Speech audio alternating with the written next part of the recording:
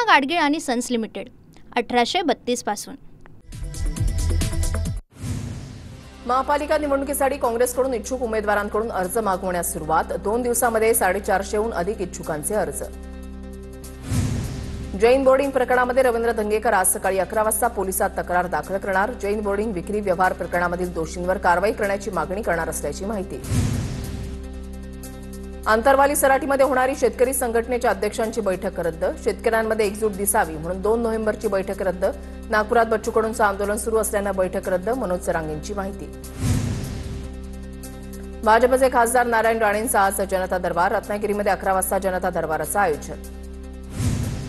लाडकी बहीण योजनेसाठी सामाजिक न्याय विभागाचे 410 कोटी, सामाजिक न्याय विभागाकडून 410 कोटी 30 लाखांचा निधी वितरित। 18 नोव्हेंबरपूर्वी ई-केवायसी पूर्ण करण्याचं आवाहन। शक्तीपीठ महामार्गाच्या मोजणीसाठी आलेल्या अधिकाऱ्यांना शेतकऱ्यांनी रोखलं। सांगलीच्या कौलापूरमधून शेतकऱ्यांनी अधिकाऱ्यांना पिटाळून लावलं। जमीन मोजणी होऊ देणार नाही, शेतकऱ्यांची भूमिका। नाशिकमधील कुंभमेळ्यासाठी राज्य आणि केंद्र सरकारकडून 25,055 कोटी रुपयांचा विकास आराखडा। 7,000 कोटी रुपयांचा निधी मंजूर। रस्ते विकासासाठी 2,000 कोटी रुपये तर साधुग्राम भूसंपादनासाठी 1,000 कोटी रुपये। दिवाळीच्या 10 दिवसांमध्ये एसटीला 301 कोटींचं उत्पन्न, दररोज सरासरी 30 कोटींचा महसूल एसटीच्या तिजोरीमध्ये जमा। पुणे विभागामधून सर्वाधिक 20 कोटी 47 लाखांचं उत्पन्न।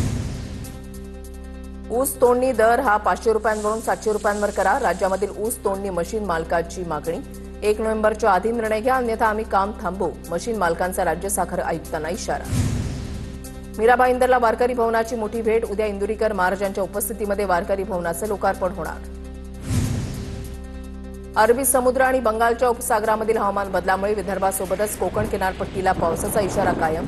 अरबी समुद्रातील कमी दाबाच्या क्षेत्रामुळे कोकण किनारी मध्यम स्वरूपाच्या पावसाचा अंदाज, तर समुद्र खवळलेला असल्यानं किनारपट्टीला दक्षतेचा इशारा।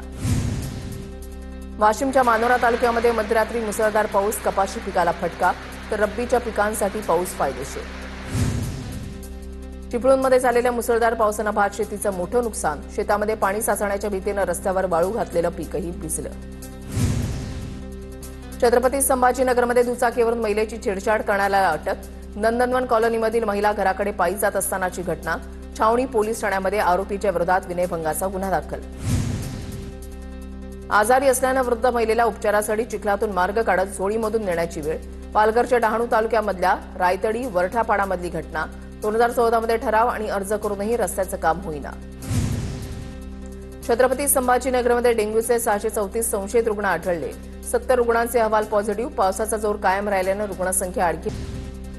मंत्री माधुरी मिसाळांची पुण्यामधील टीडीआर प्रकरणामध्ये मुख्यमंत्री फडणवीसांकडे तक्रार। टीडीआर प्रकरणामध्ये मुख्यमंत्र्यांकडून चौकशीचे आदेश। पर्वतीमधील जनता वसाहतीमधील झोपडपट्टी पुनर्वसन योजनेच्या नावाखाली 762 कोटींचा लँड टीडीआर लाटण्याचा प्रकार होता। चंद्रपूर जिल्ह्यामध्ये मुसळधार पावसामुळे जनजीवन विस्कळीत। पावसामुळे कापणीला आलेलं धान, कापूस पिकांचं मोठं नुकसान। गुगल मॅपमुळे नाशिकचं कुटुंब धुळ्यामधल्या वाहून गेलेल्या शनीनगर फरशी पुलावर अडकलं। शिवसेना महानगर प्रमुखांच्या मदतीनं कुटुंब सुखरूप रवाना। पूना गाडगीळ आणि सन्स लिमिटेड 1832 पासून।